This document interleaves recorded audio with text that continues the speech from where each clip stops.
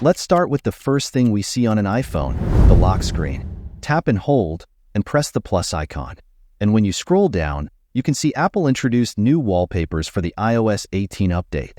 Select one, and you can find depth effect and appearance toggle similar to iOS 17.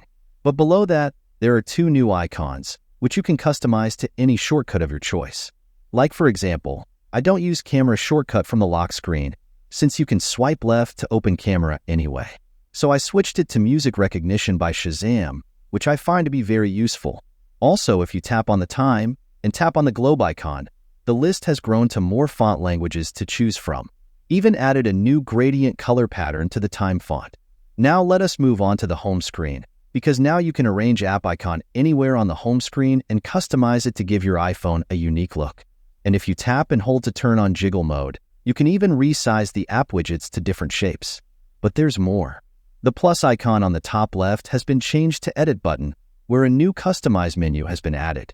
This brings an app theme menu at the bottom, where you can change the icon theme to light and dark mode, or even change the entire look by selecting the tinted option to cast different color theme on the entire app library. You can even dim the wallpaper even more by tapping the light icon on the left. You can hide the app names as well by tapping on the large menu, giving it a more minimalistic look to the home screen. Next up is the brand new Control Center, where it has a more circular icon theme to it. You even have two new icons at the top, where on the right, you can swipe to power off your iPhone quickly. And by tapping on the plus icon on the left, you can resize almost all the icons in the Control Center to give the Control Center a more unique look. You can even add new control shortcuts by tapping Add a Control present below. You get to choose from a lot of control menus from the list.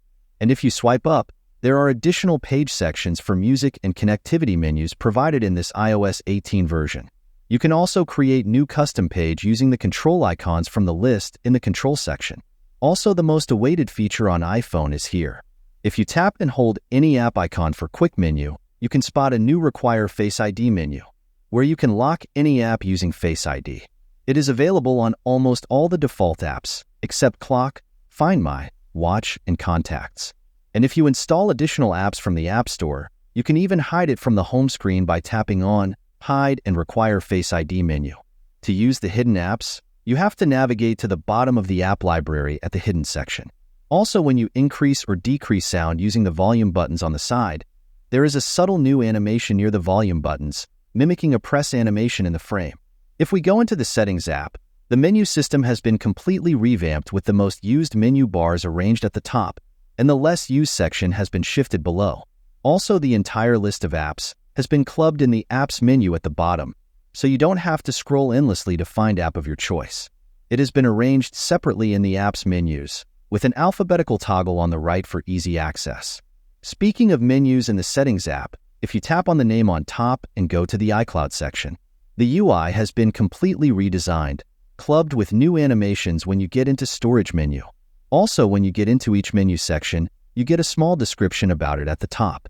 There is also a big change in the Battery section, where the Charging Optimization menu is renamed to Charging. And when you tap on it, there is a major change in the optimization setting.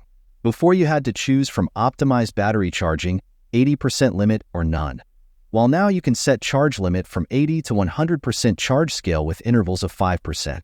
Also, Optimize Battery Charging only works at 100% limit. The toggle gets disabled when limit is set to less than 100%. Also, the Search section in the Settings app gets a new look similar to the home screen search, giving suggestions below and recent settings history as well. But something is missing from the Settings app, which is the Passwords menu. Because in iOS 18 you get a separate app for it.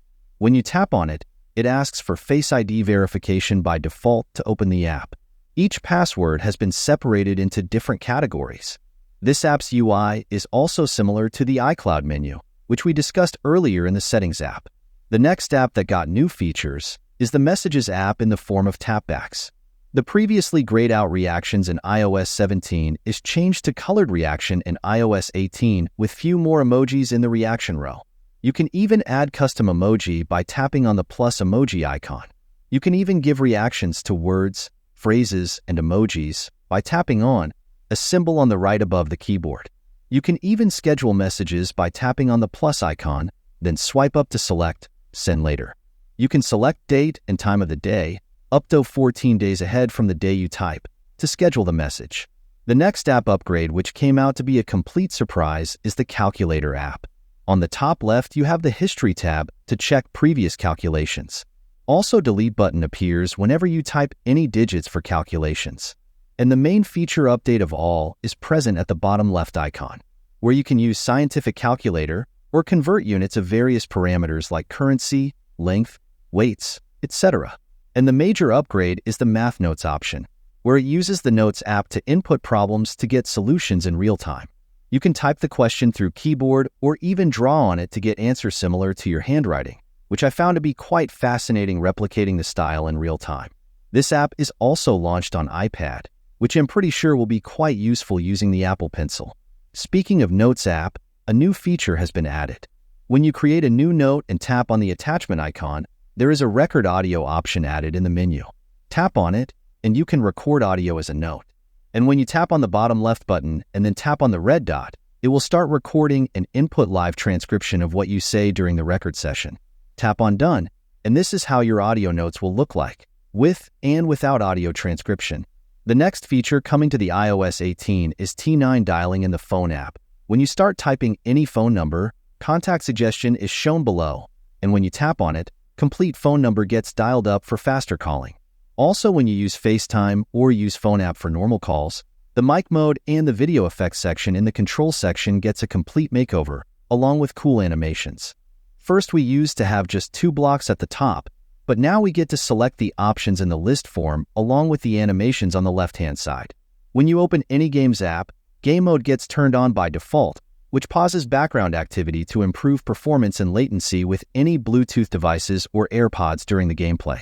Also, we're gonna see Apple Intelligence coming to the iOS 18, along with new and improved Siri, AI features implemented in the apps, along with ChatGPT integration with Siri, which is not available yet in this beta update.